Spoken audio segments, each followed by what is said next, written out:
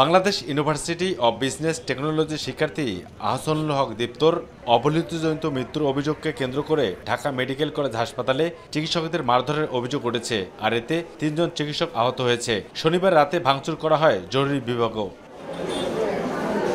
আর এই ঘটনাকে কেন্দ্র করে ফুঁসে ওঠে শিক্ষার্থীরা।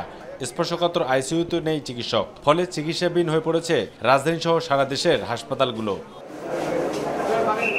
ঢাকা মেডিকেল কলেজ হাসপাতালে চিকিৎসকদের উপর হামলার প্রতিবাদে ও নিরাপত্তার দাবিতে চিকিৎসকরা কমপ্লিট শাটডাউন পালন করায় হাসপাতালটির জরুরি বিভাগ, বহির্বিভাগ সহ সব ওয়ার্ডে চিকিৎসা সেবা বন্ধ রাখেন আন্দোলনকারী চিকিৎসকরা। ফলে হাসপাতালে চিকিৎসা নিতে আসা রোগী ও তাদের স্বজনদের চরম ভোগান্তি পোহাতে হচ্ছে। ফিরে যাচ্ছেন অনেক মুমূর্ষু রোগীও। ডাক্তার কোনো বিভাগে রোগী দেখতেছে না, বলছে গতকালকে নাকি মারামারি হয়েছে, এই জন্য সব স্টপ করা আছে। কারণ আমরা ইমার্জেন্সি রোগীটা দেখাবো কিভাবে, এটা এক ধরনের একটা ভোগান্তি না।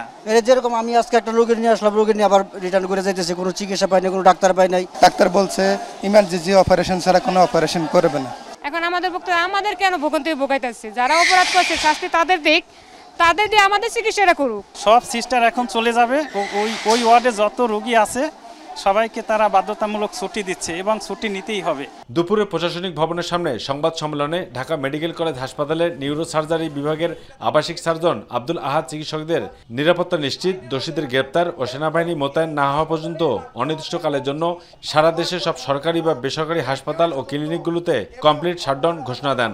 আমাদের এই দাবি যতক্ষণ পর্যন্ত না প্রশাসন আমাদেরকে আমাদের সুরক্ষা নিশ্চিত করতে পারবে, ততক্ষণ পর্যন্ত আমাদের কর্মসূচি থাকবে।